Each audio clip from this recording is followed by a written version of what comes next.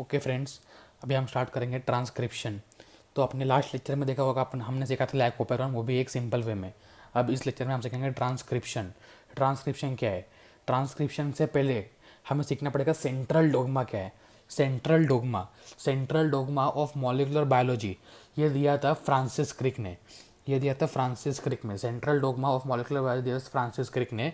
इसमें क्या बताया जाता है? इसमें बताया जाता है कि कैसे डीएनए से प्रोटीन्स बनते हैं। तो होता क्या है? डीएनए पहली बात तो एक ऑप्शन है कि डीएनए खुद रेप्लिकेट कर जाए, तो इस प्रोसेस को बोलेंगे रेप्लिकेशन, पहला ऑप्शन। सेकेंड ऑप्शन जो है डीएनए एमआरएनए बना ले। डीएनए से एमआरएनए बनना उसको बोलते हैं ट्रांसक्रिप्शन। ठीक है, डीएनए से एमआरएनए बनना उसको बोलेंगे ट्रांसक्रिप्शन। फिर एमआरएनए से प्रोटीन्स बनना उसको अपन बोलेंगे ट्रांसलेशन। एमआरएनए से प्रोटीन्स बनना उसको बोलेंगे ट्रांसलेशन। तो रिवाइज करो, सेंट्रल डोग्मा से डीएनए अगर खुद ने डीएनए रेप्लिकेट कर लिया तो उसको बोलेंगे रेप्लिकेशन और डीएनए बना लिया। डीएनए से एमआरएनए बना, कौन सा आरएनए? एमआरएनए का फुल फॉर्म क्या है? मैसेंजर आरएनए, तो उसको बोलेंगे ट्रांसक्रिप्शन। एमआरएनए से प्रोटीन्स बना तो उसको बोलेंगे ट्रांसलेशन। ठीक है, और ये किसने दिया था? फ्रांसिस क्रिक ने। ये नाम एनसीईआरटी में मेंशन्ड है, इसलिए ये बहुत इंपॉर्टेंट नेम है, फ्रांसिस क्रिक एंड वॉटसन ने डीएनए मॉडल दिया था बीडीएनए का। तो उसमें से क्रिक जो साइंटिस्ट था उन्होंने central dogma of molecular biology भी दिया था। अब रिवर्स सेंट्रल डोग्मा जो सम वायरसेस में मिलता है, ये एनसीईआरटी में मेंशन नहीं है लेकिन ये प्रीवियस क्वेश्चन में आया हुआ है। रिवर्स सेंट्रल डोग्मा क्या है? अगर एमआरएनए से डीएनए बना, एमआरएनए से आरएनए से डीएनए बना तो उल्टा हो गया, सेंट्रल डोग्मा का उल्टा, तो उसको बोलेंगे रिवर्स सेंट्रल डोग्मा। ये दिया था टेमिन एंड बाल्टीमोर। सिर्फ टेमिन याद नाम भी रखा तो बहुत है, बाल्टीमोर उसका सपोर्टिंग हैंड था। टेमिन इसलिए इसको बोलते हैं टेमिनिज्म।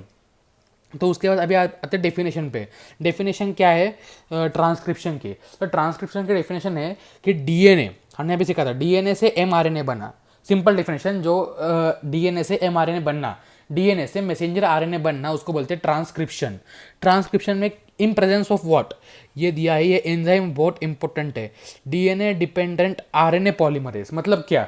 डीएनए पे डिपेंड है, मतलब अगर डीएनए है तुम्हारे पास और तुम्हें डीएनए से आरएनए बनाना है तो तुम्हें चाहिए एक चीज़, डीएनए डिपेंडेंट आरएनए पॉलीमरेज पहली। तो डीएनए मतलब डीएनए पे डिपेंडेंट होके वो आरएनए बना रहा है, मतलब डीएनए पे डिपेंड होके वो आरएनए का सिंथेसाइज कर रहा है, उसको बोलेंगे DNA dependent RNA polymerase. RNA को पॉलीमराइज कर रहा है, मतलब आरएनए बना रहा है। पॉलीमराइज मतलब क्या? उसके न्यूक्लियोटाइड्स को जोड़ जोड़ के बड़ा बड़ा बनाना, मतलब पॉलीमरेज मतलब सिंथेसाइज करना। तो डीएनए पे डिपेंड होकर आरएनए को बना रहा है, मतलब डीएनए डिपेंडेंट आरएनए पॉलीमरेज। तो ये होता है ट्रांसक्रिप्शन का बेसिक डेफिनेशन।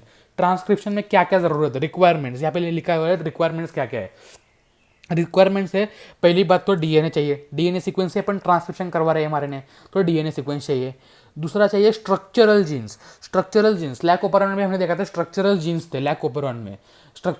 थे, तो स्ट्रक्चरल जीन्स तो पता है अपने को दो टाइप के हो सकते हैं। एक तो हो सकता है मोनोसिस्ट्रॉनिक और एक होता है पॉलीसिस्ट्रॉनिक। पॉलीसिस्ट्रॉनिक का मैंने बताया था, एक अगर प्रमोटर है और वो बहुत सारे स्ट्रक्चरल जीन्स को कवर कर रहा है तो उसको बोलेंगे पॉलीसिस्ट्रॉनिक। और अगर एक ही एक को कंट्रोल कर रहा है, तो एक प्रमोटर एक स्ट्रक्चरल जीन्स को कवर कर रहा है तो उसको बोलेंगे मोनोसिस्ट्रॉनिक। मोनोसिस्ट्रॉनिक यू कैरियर्स में होता है, पॉलीसिस्ट्रॉनिक प्रो कैरियर्स में होता है। ठीक है, तो उसके बाद आते हैं अभी अपन साइट पे। ये दो स्ट्रक्चरल जीन हो गए, ये बचा है प्रमोटर भी जरूरी है, क्योंकि प्रमोटर वो होता है जो स्टार्ट करेगा। अभी मैंने डेफिनेशन लिखा हुआ है यहाँ पे प्रमोटर का, ये देख लीजिए। Promoter is a small DNA sequence.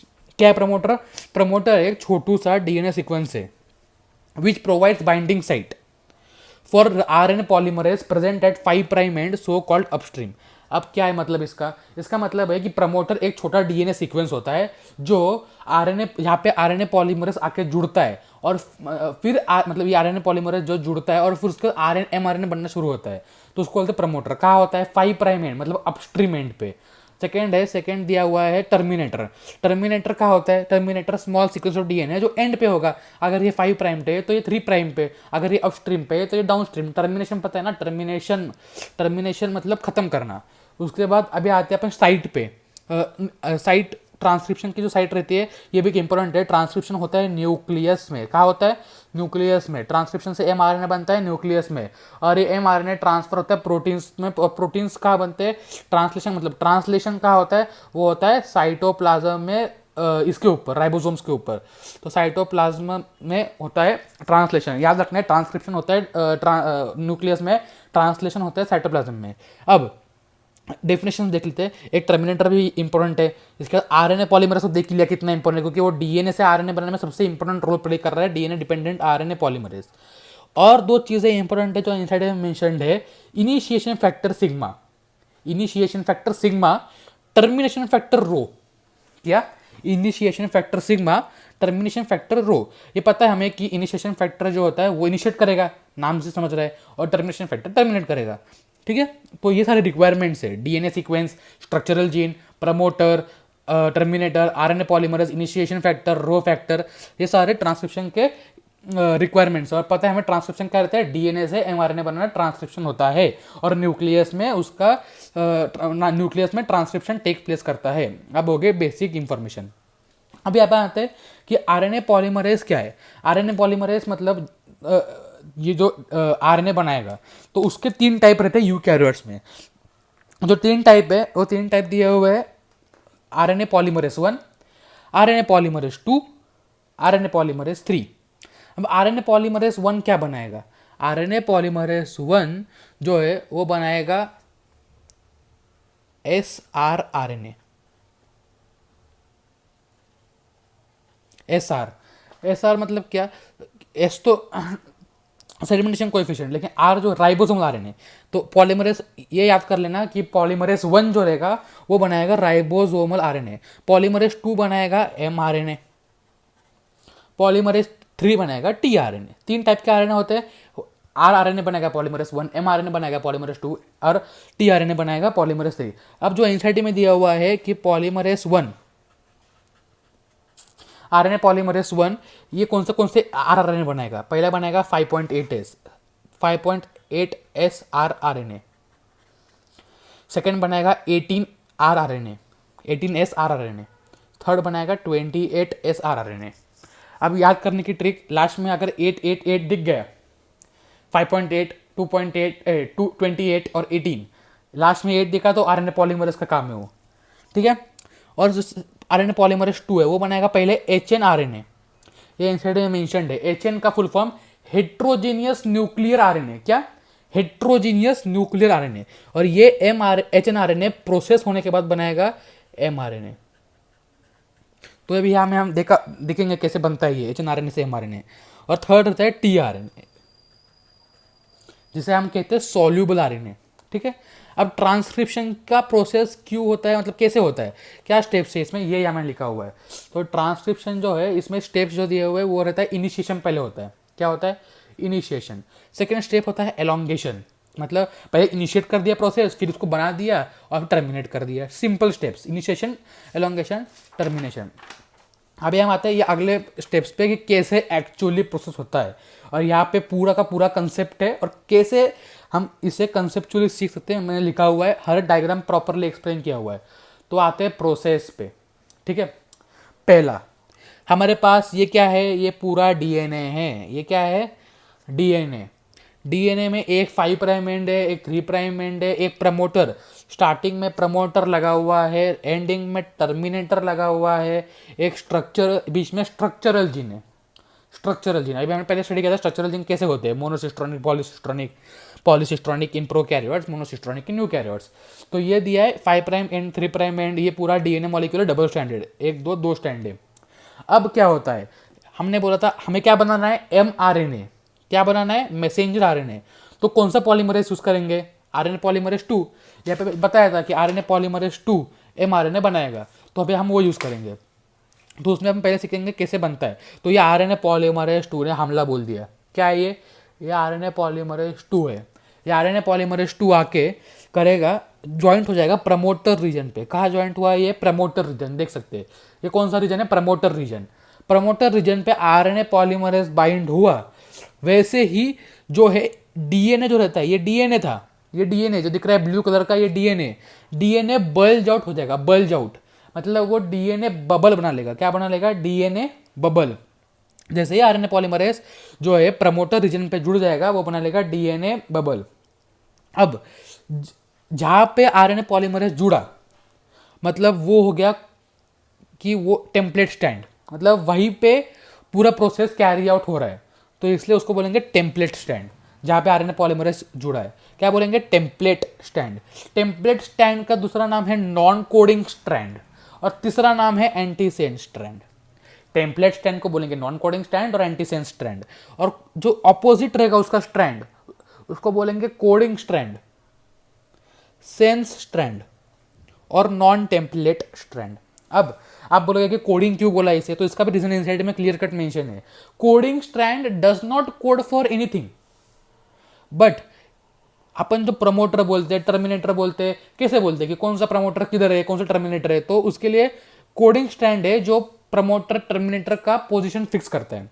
Coding strand को क्यों बोलते हैं कि कोडिंग, लेकिन असलियत में तो कोडिंग इससे हो रहा है, यहां से ट्रांसक्रिप्शन हो रहा है, तो इसको क्यों कोडिंग बोलेंगे? देखो, जब यहां ट्रांसक्राइब होगा तो इसका जो सीक्वेंस बनेगा वो सीक्वेंस एग्जैक्टली जो एमआरएनए बनेगा इसके बाद ट्रांसक्राइब होने के बाद, तो वो सीक्वेंस एग्जैक्टली इसका सिमिलर रहेगा, एक्सेप्ट थाइमिन की जगह यूरासिल होगा, इसलिए इसको बोलेंगे कोडिंग स्ट्रैंड।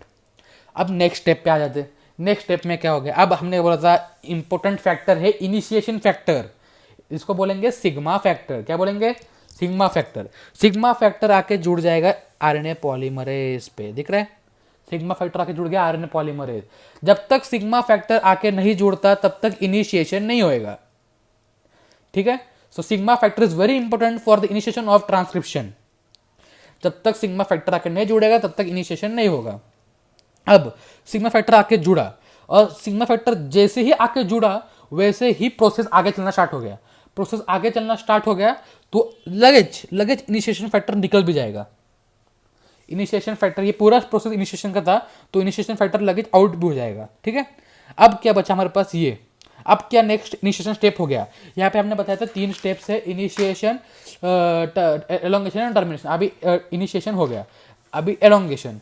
एलोंगेशन में क्या हो रहा है आप देख सकते हैं यहाँ पे क्लियरली कि ये मैंने बनाया हुआ है आरएनए पॉलीमरेज, दिख रहा है ये लाल लाल कलर का। अब रेड कलर का जो है ये अपने आप को बढ़ा रहा है, पॉलीमराइज कर रहा है, मतलब एलोंगेट हो रहा है। और ये जो बबल दिख रहा है ना आपको, इसको बोलते हैं डीएनए बबल।